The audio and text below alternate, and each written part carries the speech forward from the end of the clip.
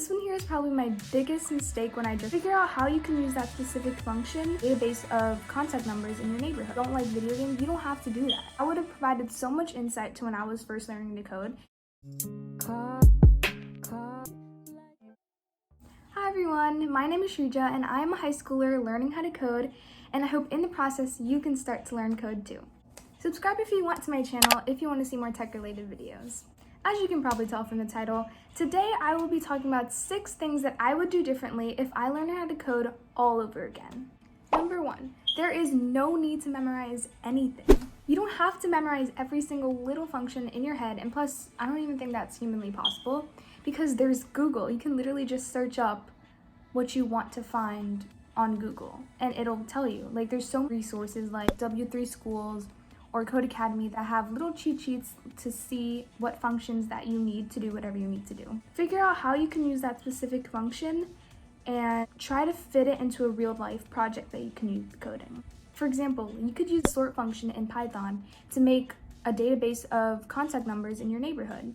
And doing question and answer type quizzes and stuff like, what does this function do? Like with the definite answer, that's not really gonna help you grow. This one here is probably my biggest mistake when I just started learning how to code, and that is rushing through coding exercises. Whatever Code Academy course you're working on or whatever class that you're working on with coding, you will definitely encounter code that you will not understand. Even if it's like a basic function, if you really take time to understand and analyze the code, then it will help you so much.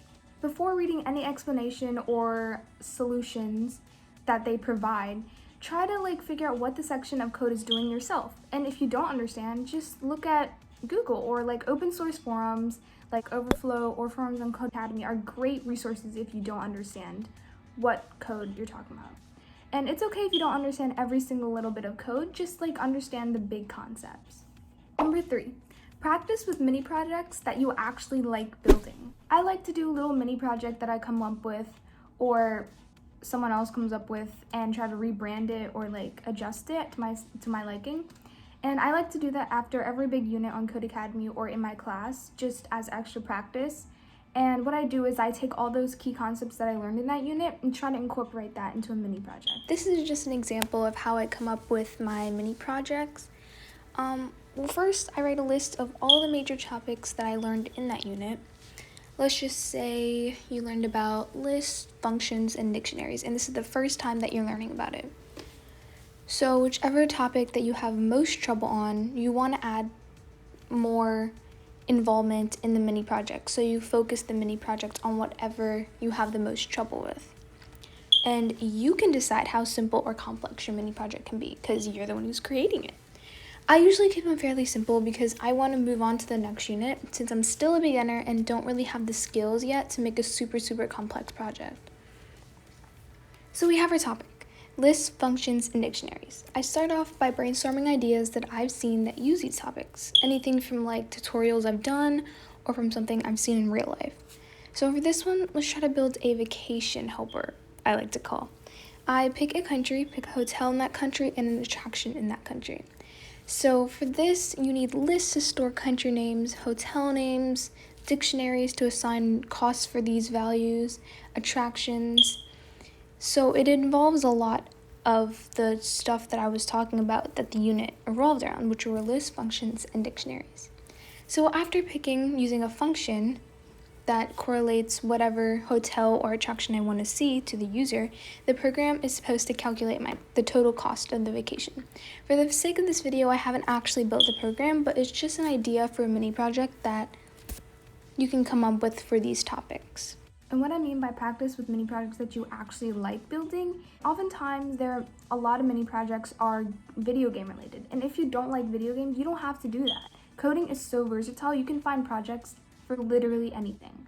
So if you're really into social media, you can create a mock Instagram. I did a catstagram where it was basically Instagram for cats. So as you can see, it is a very simple project, but it still helped me understand how HTML and CSS work together, and just another way to extend my knowledge from the tutorials that I've done and started to do something on my own. So one of my other strategies, if I can't come up with a mini project idea on my own, is to adjust what I see in real life. So in this case, I did a different version of Instagram just to share cat pictures, hence Catstagram. I tried to replicate the basic style of Instagram with the italics on the title and gradient background that you see on the logo of the Instagram, and I did that as my background color. And I included a basic place where you can fit a cat picture, a like button, and a caption. So even though it's simple, it still is a valid mini project, and it's a great way to practice what I just learned with HTML and CSS.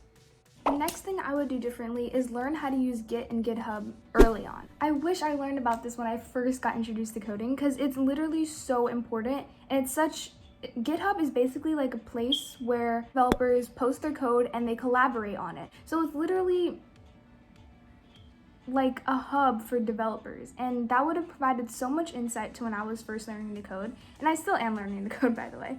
But I feel like this is such a helpful tool that I wish I would have learned about it sooner.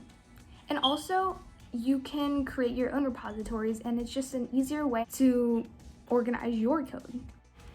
So this is the homepage of GitHub, and if you already have an account, you just press the sign in button. But if you don't, click the sign in button over to the top right. And right on the homepage, if you don't believe me, believe the GitHub creators themselves. Click on the Why GitHub on the menu above, and it lists all the different applications that GitHub offers to make your life so much easier. You have so many features such as collaborative coding, community forums, and so much more.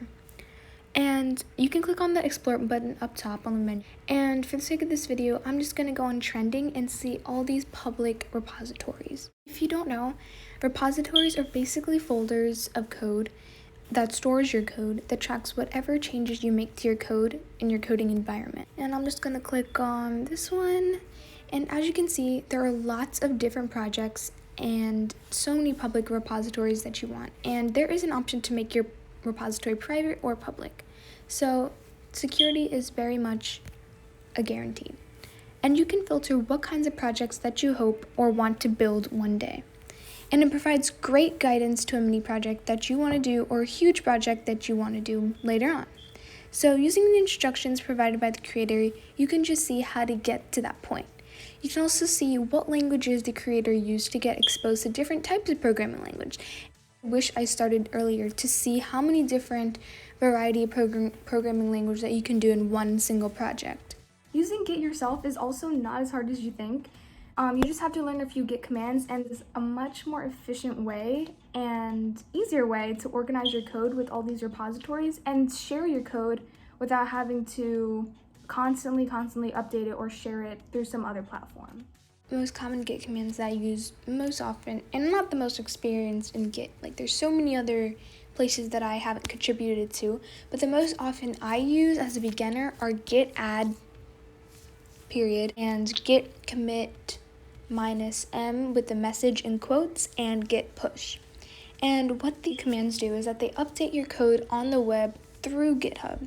So you're making changes in your coding environment, happily coding, but those changes aren't going to be pushed live onto the web. You can push your code live on the web. So your changes go from your coding environment, they go to your GitHub homepage repository, then they go to the web.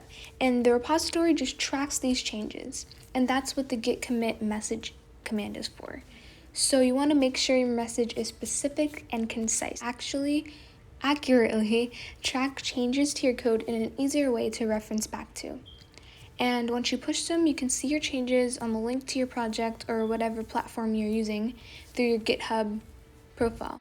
Number 5 is start with the language that you actually like learning about. Different coding languages are used in different ways, and that was a misunderstanding that I somehow seemed to skip over when I was starting to learn how to code, because everyone was saying learn Python, because it was so popular. But like as I started to learn Python through Code Academy, I realized it's more like for data visualization and more on the back end of things, which I sometimes struggle with, and it doesn't come as easy to me. So I would say if you're like more of a designer or more artistic, I would start with HTML and CSS. Like those are how the basics of web development, and I would have probably continued to practice more if I learned those coding languages first. But if you like to organize data and like you like to visualize data or like store different things, like different databases, definitely start with Python. Like learning a coding language that you actually love to learn about and seeing what you can create with that, it'll help you be more consistent with your practices and you will eventually proceed and advance. This last tip is so underrated because I wish I would have done this sooner. And that is to follow or subscribe to other tech creators that you would love. And I'll post a few on the screen that I love to follow. And it's just a way for content creators to communicate with each other and like learn from each other. And there's just so many cool things that I've learned from these creators that I never would have done on my own. Thank you for watching. I hope you want to subscribe to my channel for more tech related videos. And I hope to make code way less intimidating. So, bye.